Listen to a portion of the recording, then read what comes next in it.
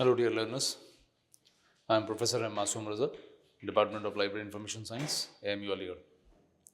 So far we have covered the basic principles of management.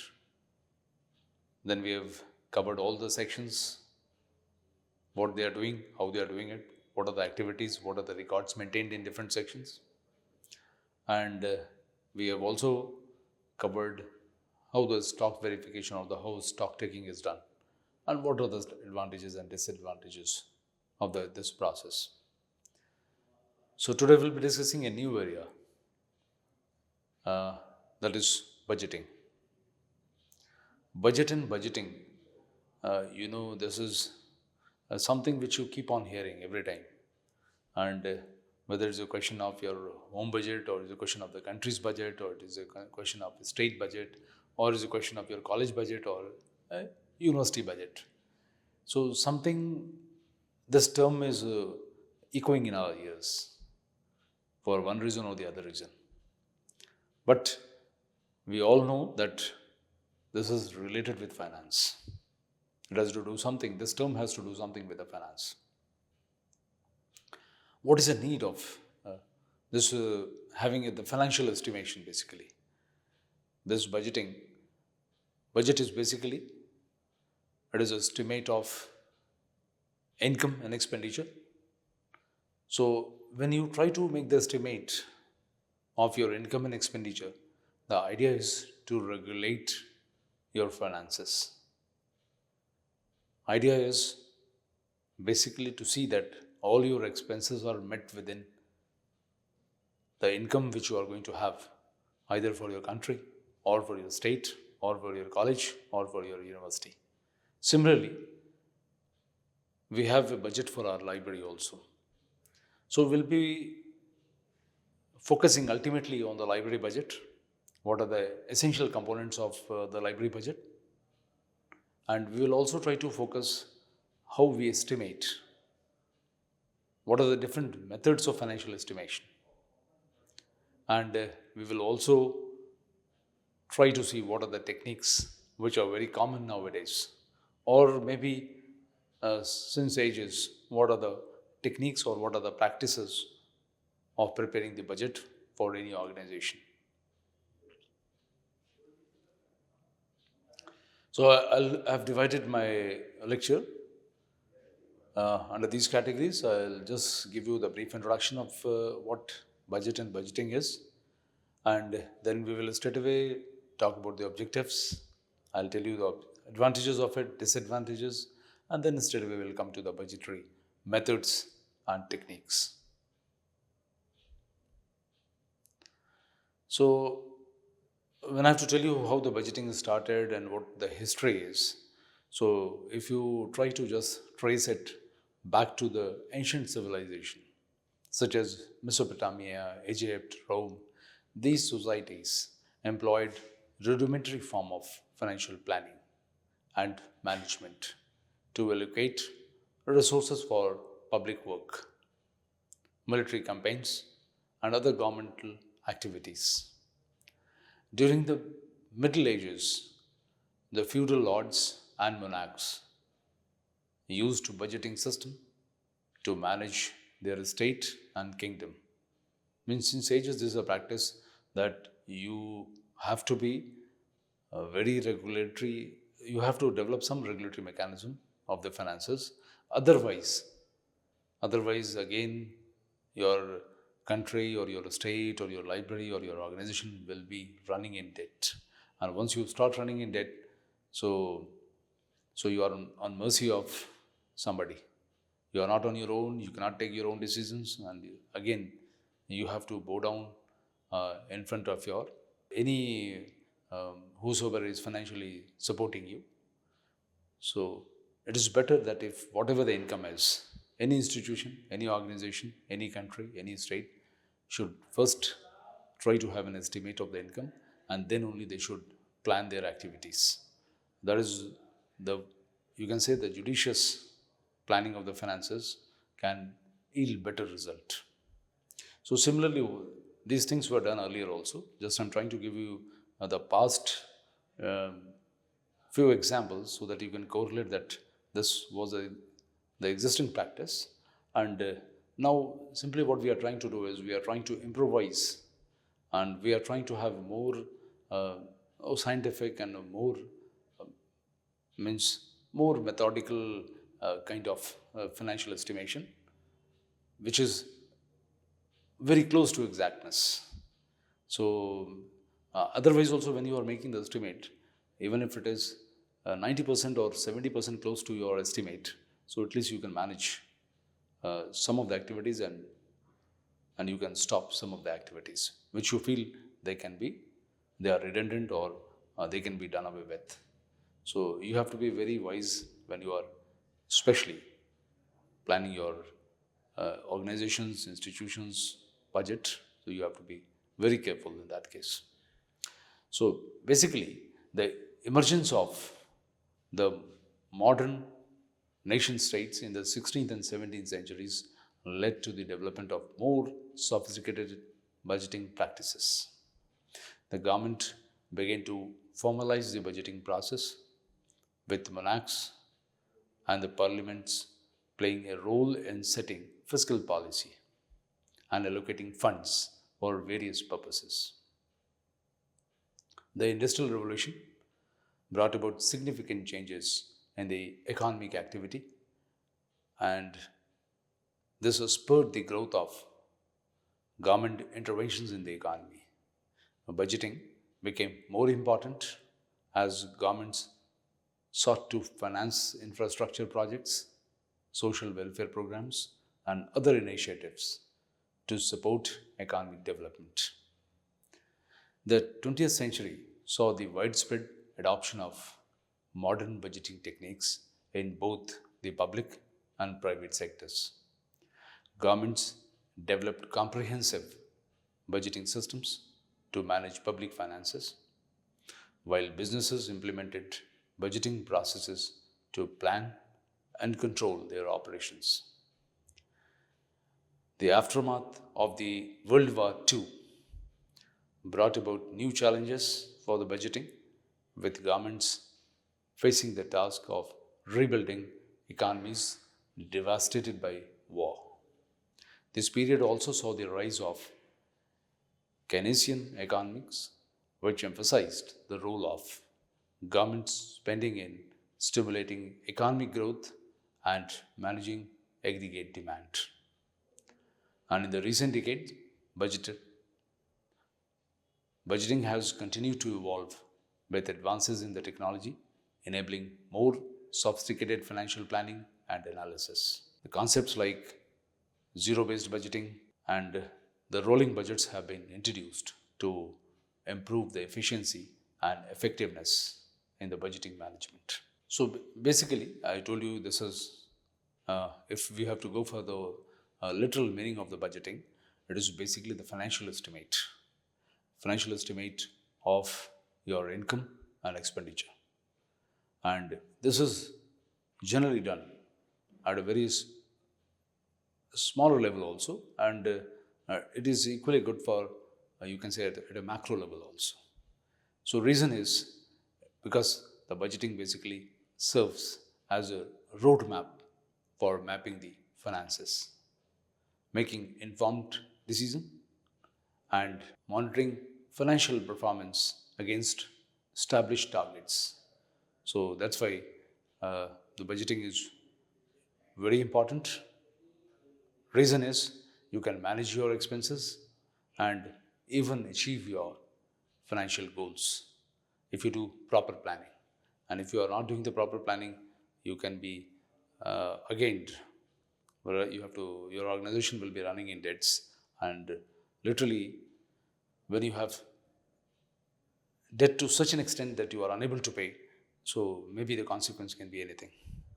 So, any organization or any institution, it is must, or for any country also, it is must to financially plan things, keep your objectives straight, and then only try to achieve the financial goals. If you can do that, that is better, and that will be a prospective for any prospective country, for any prospective organization. This is This is in their interest. So one has to plan very meticulously when you are preparing the budget. Coming to the objectives, what are the basically objectives of preparing the budget? So the objectives of budgeting in libraries that encompasses various activities. So activities you can see here, the 6, 7 prominent activities I've listed here. One is, out of all this, the first and foremost is financial stability. One of the primary objectives of budgeting in the libraries is to ensure financial stability. By effectively managing income and expenses, libraries aim to maintain a stable financial position, avoiding deficits and ensuring sustainable operations. Those are first and foremost. Next, resource allocation. Proper resource allocation can be done. Budgeting helps libraries allocate resources efficiently to support their core functions and strategic priorities. This includes allocating funds for collection development, technology upgrades, facility maintenance, staff training, and other essential activities. Third important objective is goal alignment. So, budget enables libraries to align their financial plans with their strategic goals and missions by allocating funds to support specific initiatives and programs that contribute to the library's overarching objectives. Budgeting ensures that financial resources are used effectively to advance the library's mission. Next important objective is service provision. Budgeting supports the delivery of high quality library services and programs to meet the diverse needs of patrons. By allocating funds for collections, programming, technology, and outreach efforts, libraries can enhance access to information, promote literacy, and enrich the community. And enhance access to information, promote literacy, and enrich the community. Next important objective is financial planning. So, budgeting facilitates long term financial planning by forecasting future income and expenses, identifying potential revenue sources, and preparing for major expenditures. This helps libraries anticipate financial needs, expenditure, and they can make an informed decision and ensure financial stability. Another objective is accountability and transparency. Budgeting promotes accountability and transparency in the library operations by setting expectations for financial responsibility and adherence to budgetary guidelines. Transparent budget processes and reporting practices builds trust with the stakeholders and demonstrate responsible stewardship of public funds. Another objective is strategic decision making.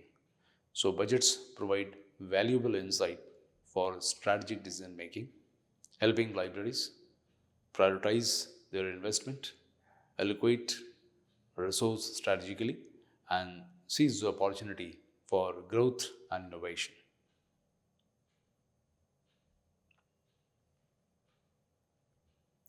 So, what are the advantages? Definitely, budgeting has got ample of advantages, and you can see from here the prominent advantages are the maximum utilization of resources. So, this basically budgeting aims at ensuring the maximum utilization of resources to achieve maximum returns. This involves careful planning and allocation of funds to critical areas, enhancing efficiency and resource utilization. Next, better coordination between function and activities. So, budgeting fosters better coordination between different functions or activities within the organization. This coordination is essential for seamless operations and achieving common organizational goals. Third important advantage is increased awareness at all levels. Budgeting increases awareness about the business or library enterprise at all levels of management.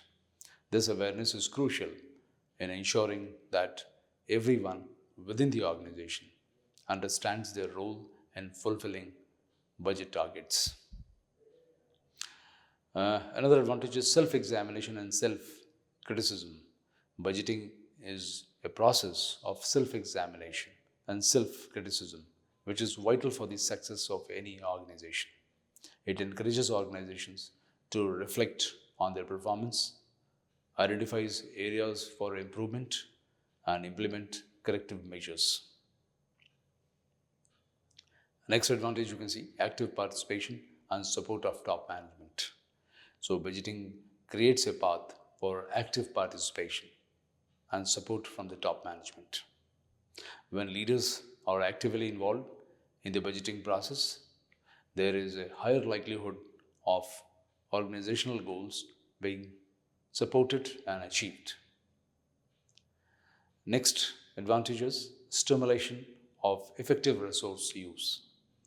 Budgeting stimulates the effective use of resources and promotes a cost conscious attitude throughout the organization.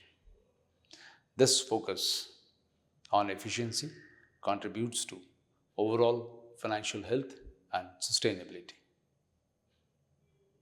And the budgeting can be a process for measuring performance because it creates the basis for measuring the performance of different departments and functions within the organization. By comparing the actual result against the budgeted figures, organization can assess performance and identify areas for improvement. Then definitely the budgeting has got some disadvantage also. So the disadvantage is rigidity, one, because sometimes when the budget is rigid, making it difficult for the organizations to adapt to changes in the business environment or unexpected circumstances. So this can hinder the innovation and responsiveness. Number two is time consuming. Creating and managing budget can be time consuming process. It requires significant effort from the managers and the staff to gather data, analyze trends, and make projections. Means what your organization or what a library or you are targeting at. So you have to give your targets, you set your objectives, and according to the object, just to achieve those objectives, what you intend to do. You have to give your proper planning also. And when you are planning these things, how much money will be invested and how much will be the return of interest that we normally call it as ROI. What will be the return? How the clients will be benefited or how the users will be benefited. All these things require proper justification. And the budget is not as simple. There are different techniques. We'll study the techniques also. It can be as simple as that. If you want to do the routine activities, you can continue with the routine activities. But if you have to be innovative, because in business organizations or in the corporates, the budget has a lot of things to say. You can just imagine when the country's budget is being presented, a lot of people have a lot of hopes with the budget. That is what the budget will be announced, where the government focus will be, what the focus will be, how it is going to be beneficial for the citizen of the country. Accordingly, for the library, whenever the budget is being prepared, so the whole focus is on which areas, what new services, what new collection you will be adding to your existing collection. So how you will do it, what services you will be planning, how much will be the resources utilized for executing those programs. So different techniques will help you analyze how a proper budget can be prepared, and that budget is basically the reflection of the development which you intend to do in 1 year. If it is a 1 year budget, but if it is for a plan, just suppose you are planning for the next 5 years, then definitely you need to have a good planning with all financial data, and then only you can make the projections and set the objectives, how to achieve those targets. Then third disadvantage is sometimes unrealistic expectations are also there. So once you set the unrealistic targets or the goals, that lead to the frustration and demotivation among the employees if they are unable to meet them. Fourth, you can see the focus on the short-term goals. So budget can emphasize, often normally emphasizes short-term financial objectives, which may conflict with long-term strategy goals or sustainability initiatives. The short-term focus can lead to decisions that prioritize immediate gains over the long-term values.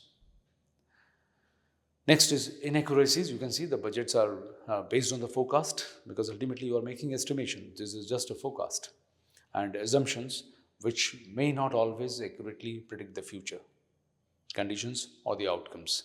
As a result, budget may contain errors or inaccuracies. Next, lack of flexibility.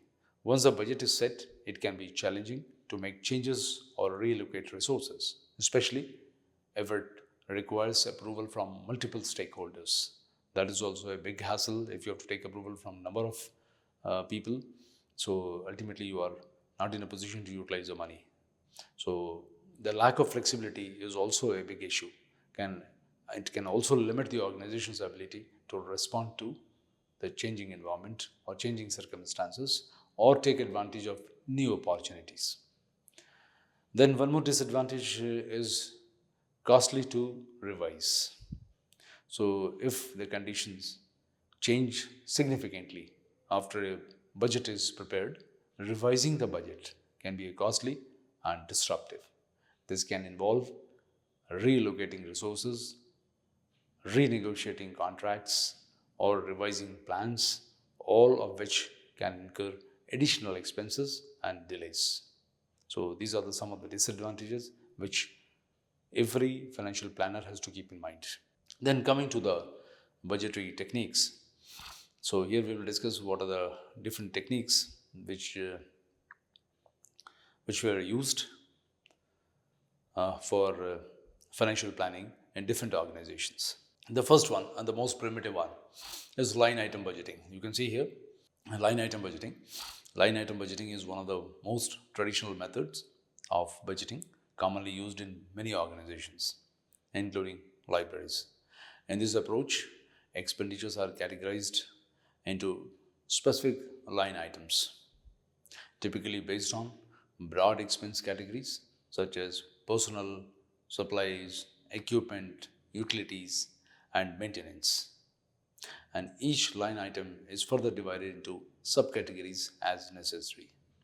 You can see here the more important means how many people will be required, what will be expense on the supplies, what will be the expense in the equipment, what will be the expense in the utilities, what will be the expense in the maintenance. All these things are taken care of, and one by one they are listed. All your expenses, you make a list of all the expenses and just figure it one by one. So this budget especially for each line item is typically based on historical expenditure pattern, with adjustments made for anticipated change in the cost or activities. Especially, just suppose in the library, the line item budgeting could involve categories like personal. That personal means salaries for the librarians, deputy librarians, assistant librarians, and so on, all supporting staff. Number two, another category or another line can be your supplies. So cost of purchasing books, journals, offices, supplies, and cleaning materials. This can be listed one by one. Under this item, further subdivisions can be made, and the total expenditure can be estimated. Okay, last year this was the expense. So probably, basically, the inflation rate is such and such. So again, just to add the inflation, whatever the inflation rate is, add the inflation rate, and you can calculate it for the next year. Then again, expenses on the equipment can be calculated for the computers, printers, furniture, and then you can see utilities.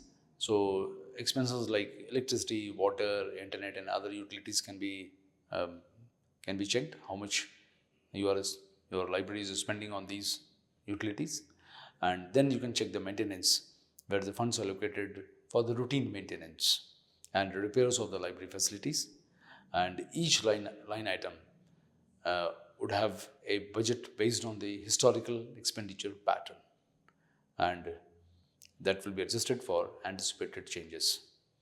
So the good part is that you list all the items and you can just assess how much money you require for your salary, how much money you require for your books and periodicals and other supplies, how much money you require for your computers and other equipments, and then for utility, for services, how much money you require. You list all those things and just get a total of it.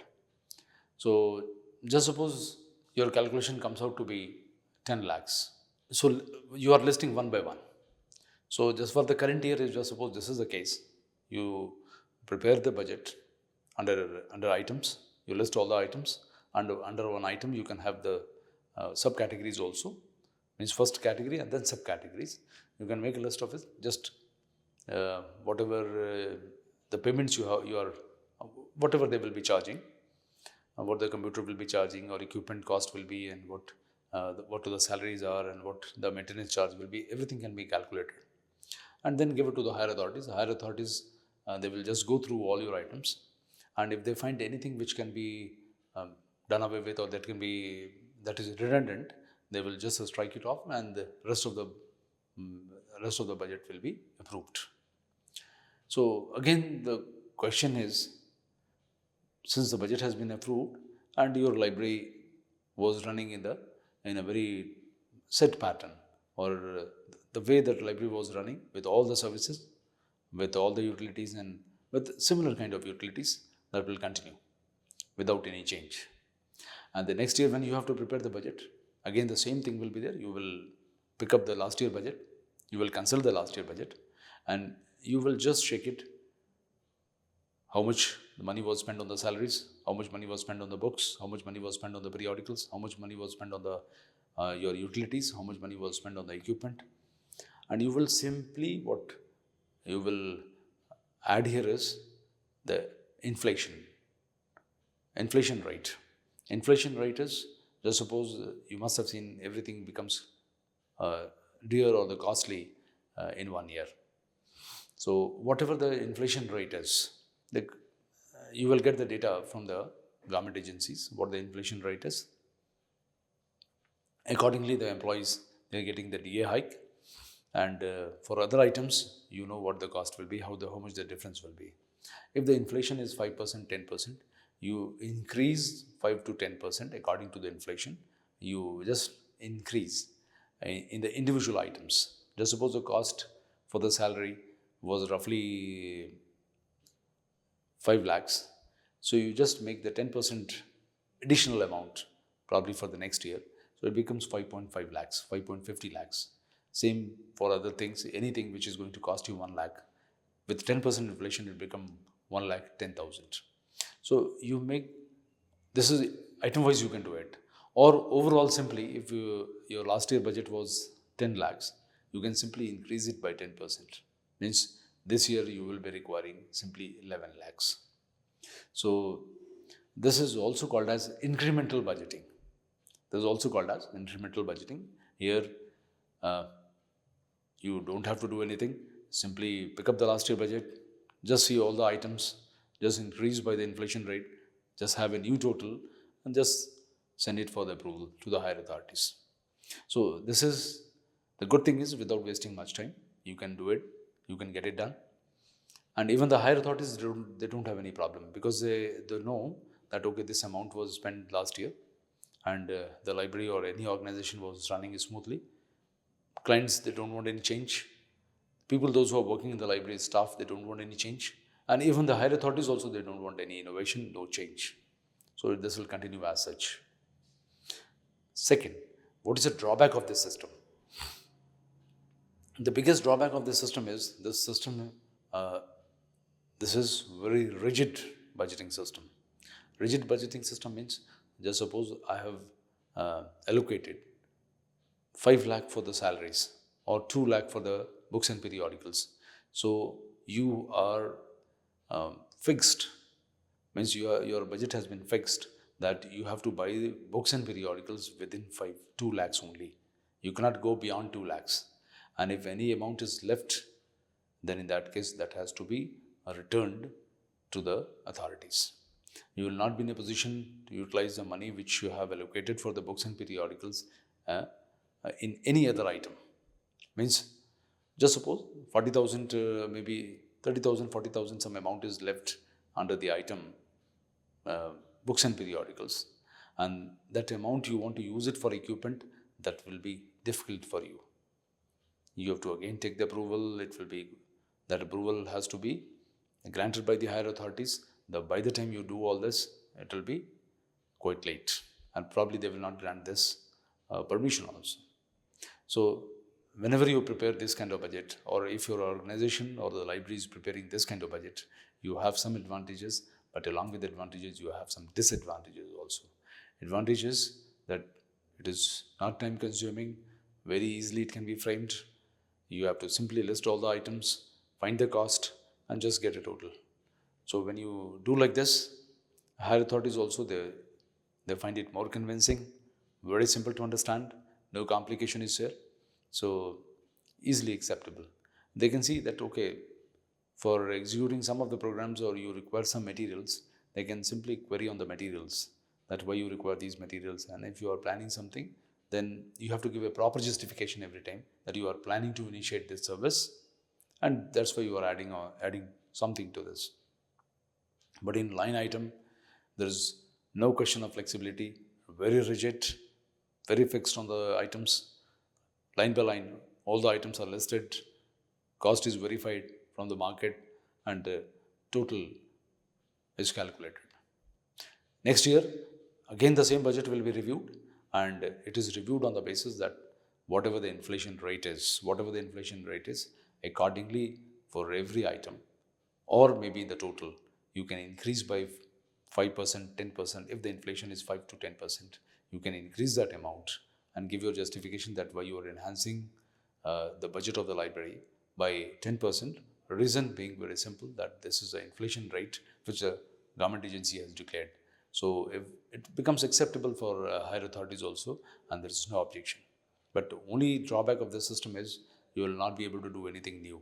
You cannot be innovative, you cannot think out of the box, and last, it is very rigid. If any amount is left, if any amount remains unutilized under any head or any item, you will not be able to use it for any other item. So that way, this is the most rigid system, which is quite harmful for the libraries. Then coming to the next technique, we have a formula budgeting. You can see the formula budget is where there should be certain formula to calculate how much money is required for the library. So you can see here, 3 boxes are there.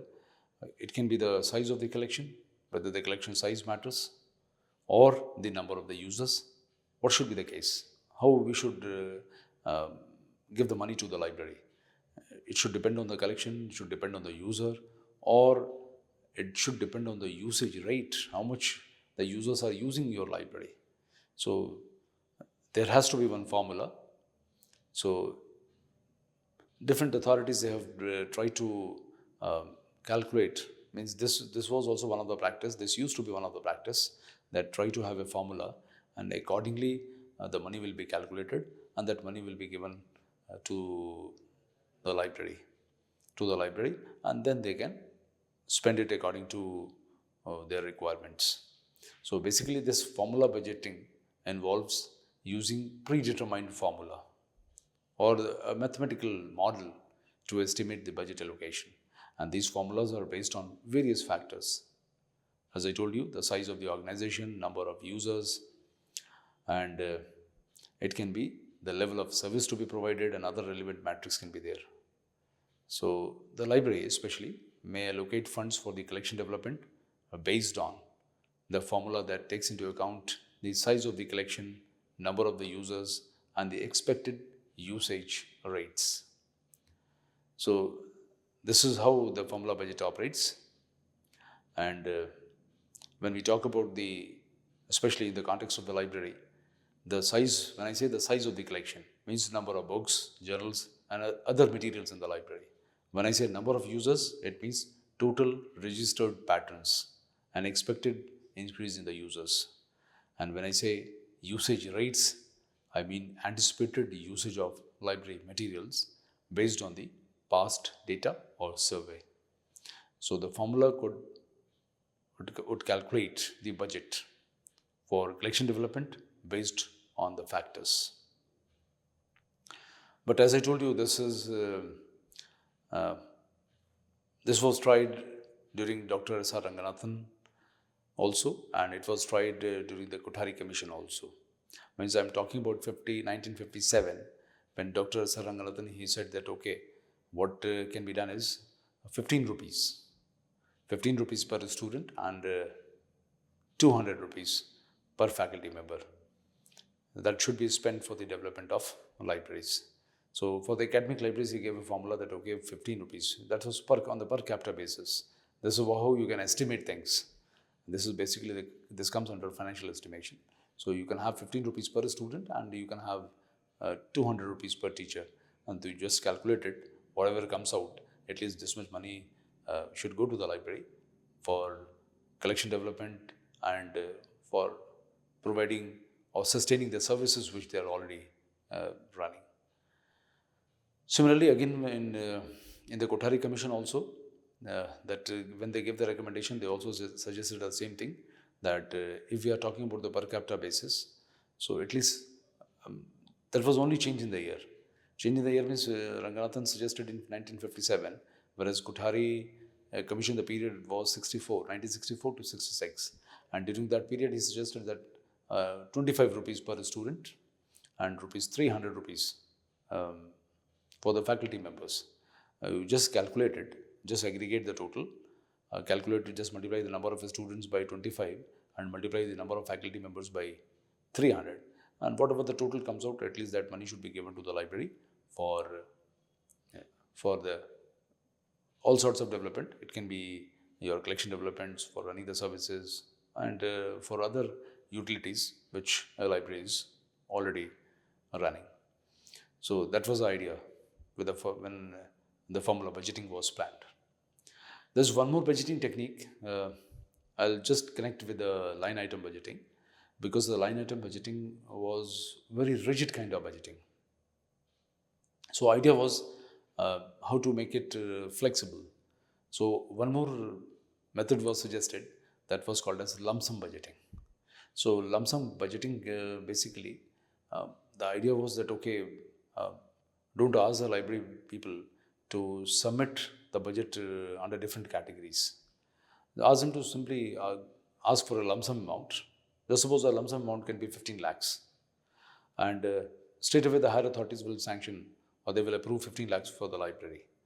What the library can do is, now they have not listed, since they have not listed all the items, so now they are, it is totally up to the library what they want to spend for the salary, what they want to spend for the books and periodicals, what they want to spend for the utilities, what they want to spend for the equipment, and what they want to spend for the maintenance. So it remains completely open for the libraries. So library can spend as per their choice, as per their requirement, and as per the demand. They can just, because nothing, ultimately returning the money to the authorities, that is not a right way of doing it. Because ultimately it means you are not a good planner. Just suppose if you cannot spend 3 lakh, 4 lakh, whatever has been approved under the equipment, if you are not in a position to spend that amount. So ultimately you are the loser. So what the library people suggested, that why not to give us a lump sum amount and just leave it up to the library to spend that amount, and later after 1 year, we will be in a position to give you the breakup. Means we'll give you item-wise statement that, okay, under this item we have spent this, under item 2 we have spent this, under item 3 we have spent this, under item 4 we have spent this. So this is how things can be more flexible for the library, and that will be beneficial for the users also, because ultimately in the line item, the users are, you can say the readers or the users, they are ultimately sufferers. If the library is not able to, you can say, achieve certain things, they are not able to do either completely utilize the money. So ultimately, it is a loss of the user. Means they will not be getting better collection, they will not be getting better services or better facilities. Whereas if, just on the contrary, if your library or the higher authorities, they are ready to accept the lump sum budgeting system, so that gives them complete freedom. Lump sum amount will be given to them, let them spend as per their choice, as per their discretion, as per their demand. And then uh, just after completion of 1 year, financial year, then you can just give me what you have spent. Give me the statement, what they have spent under different items, under different heads. So that will be the right way to utilize the money. So this was also one of the technique for preparing the budget. Then one more technique which is quite prominent is program budgeting. You can see here. So basically, program budgeting, it was originally introduced in the Hoover Commission report in 1949. So this program budgeting involves allocating funds to specific programs or activities based on their objectives, costs, and expected outcome. So this now what we are seeing is there's a change in the trend. So now the libraries, they have to come up with the programs. It is not the traditional system that you list all the items and all the items. You can simply list the subcategories and the cost of uh, different items and different categories or different subcategories, and then you can simply say, okay, this much money is required for running the show. No, now you have to come up with the programs. So this is quite innovative, good, and it was, you can see, it was planned way back in 1949. So the idea was that your organizations, or for that matter a library also, they should give their programs what they want to do actually, how much it is going to be beneficial. Means the cost is more important, and how your programs will be helpful in achieving the objectives of the library or objectives of the organization.